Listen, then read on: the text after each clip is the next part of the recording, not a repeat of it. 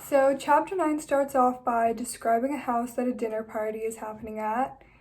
It references a conversation between Robert and Madame Ratignolle that they had had in the previous chapter, where she told Robert not to take Miss Pontellier seriously, saying she's not one of us. There are children who are in the middle of the floor reading comic papers. It was kind of traditional fun. It shows the time period. There are the Farival twins who, at their baptism, were set to be nuns for the rest of their life. I thought it also showed the time period. There's the parrot who's shrieking the same Allez-vous sapristi that he was at the very beginning of the chapter, like a repeated action. There's children giving recitations, a skirt dance, and I thought it was very different from modern parties. It's acting as like almost a talent show. It's very formal. The Farival twins are mentioned again. They can't dance with the other children or like the other people at the party because they can't touch other boys, other men. Shows the times again, kind of like losing their childhood in a way. Then ice cream cake is passed around later. It says that it was made in the afternoon back of the kitchen by two Black women under the supervision of Victor. So the supervisor gets his name said, but not the Black women. I thought that was kind of important. It also later goes on to say that Victor was proud of his achievement and went about recommending it and urging every one of them to partake of it to excess. So again, he's taking credit for the work of two Black women. They don't even get their names mentioned, it's just him. It goes on to talk about Miss Pontellier, how she's going off and looking at the water. I thought that was kind of a repeated idea. On page 10, it also talks about how she's staring out at the water, shows her admiration of the sea. She seems to like go back to it a lot.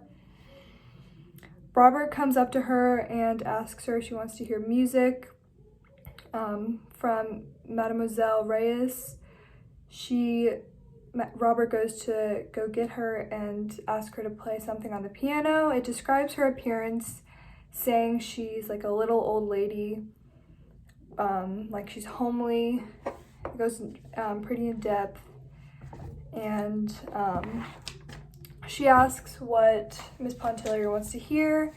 Miss Pontellier says whatever you want to play, and it says how she's very fond of music, Edna is, and every time she hears the music, she can see these images, like a figure of a man standing beside the desolate rock on the seashore who's naked, staring at a bird, or a dainty young woman in an empire gown and going down a long avenue. She just gets all these like vivid pictures in her mind when she hears the music. She has a really imaginative nature.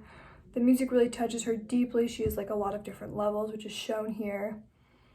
And when Mademoiselle Reyes starts to play, Miss Pontellier, she's waiting for those images to start coming to her like they usually do, but she ends up starting to like feel the music. She said the passions themselves are aroused within her soul, swaying it, lashing at it as the waves daily beat upon her splendid body. Again, it has the idea of waves, like kind of the water that's referenced on the previous page, page 18, and then on page 10. And the music moved her to tears. At the end of it, she was crying. She really like felt emotions when she heard this music.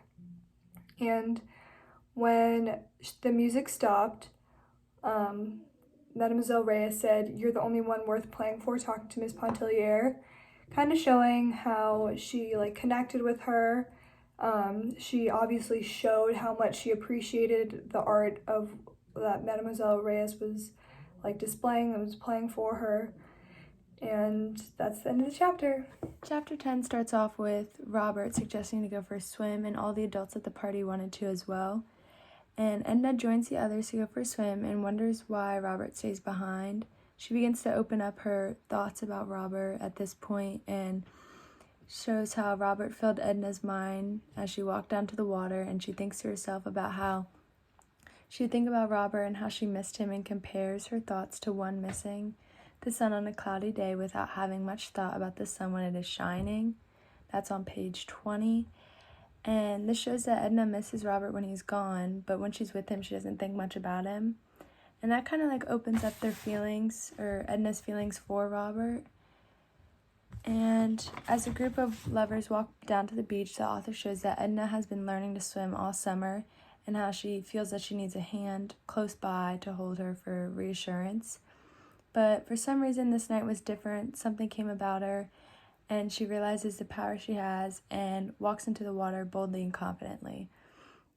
On page 20, it says that she has a feeling of exhalation overtook her as if some power of significant import had been given her the control, the working of her body and her soul.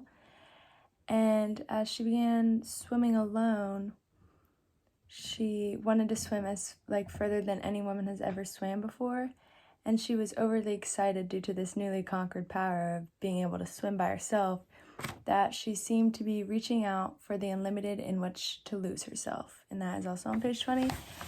And at this point of the story, we can really see Edna opening up to being her true self, kind of like her awakening, and how she feels free. And this just gives us a new side to her character, as earlier she was more submissive and fearful, but seeing how she finally thinks and opens up to how she feels about Robert and how she finally swims alone, it is revealed that she had a change of heart and character, and she now feels loose and free and untied from Mr. Pontellier.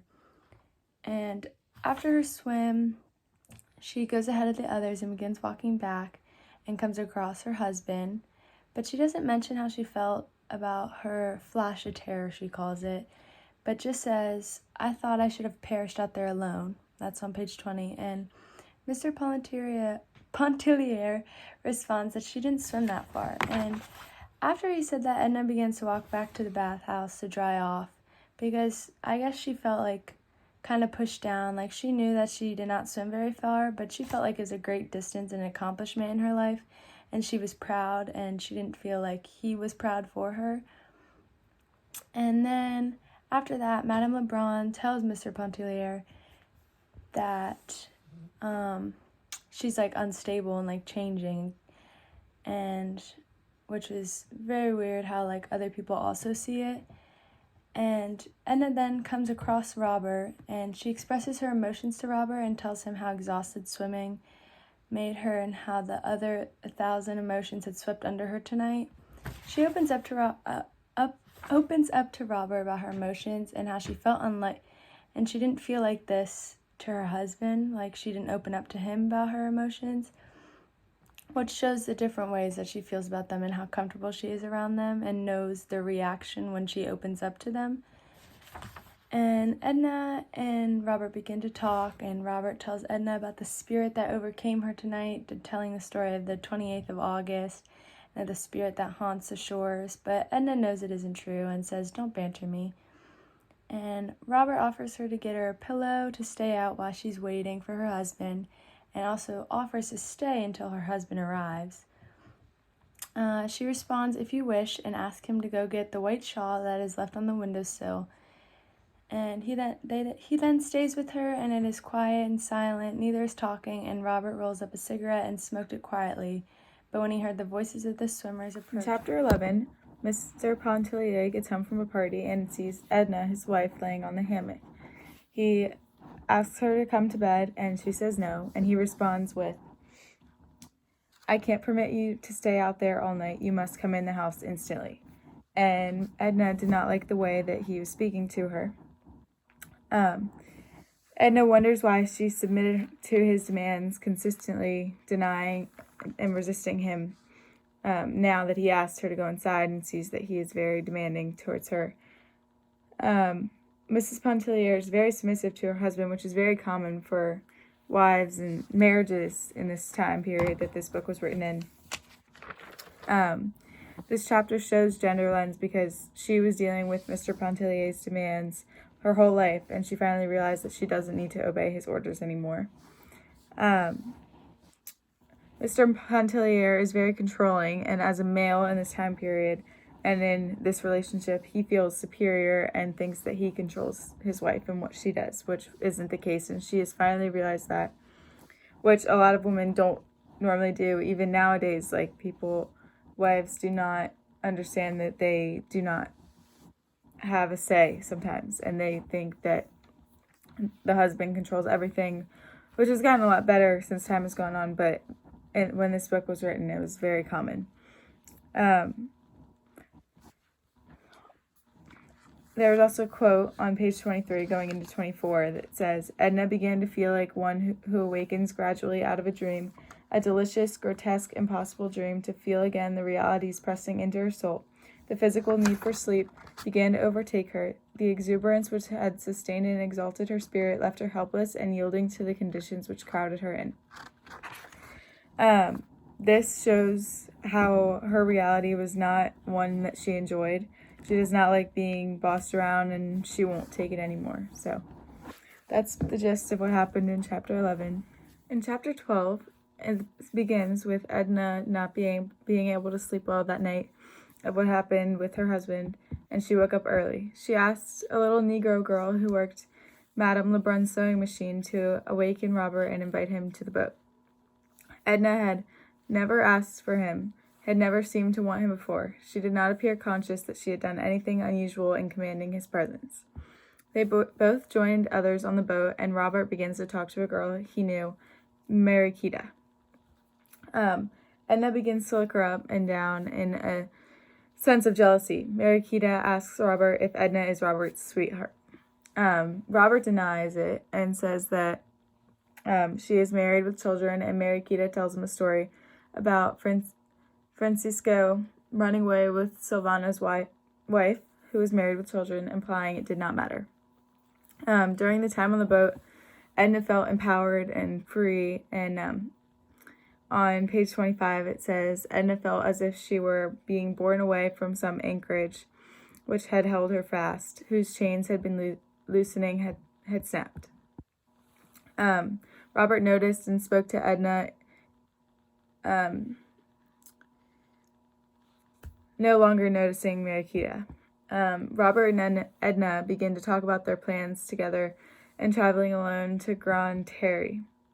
Edna thought to herself how she would like to be alone there with Robert in the sun listening to the ocean. Robert creates more plans and wants to take Edna in the pirogue during that night. They talk about finding pirate treasures and how they will share it and scatter it together.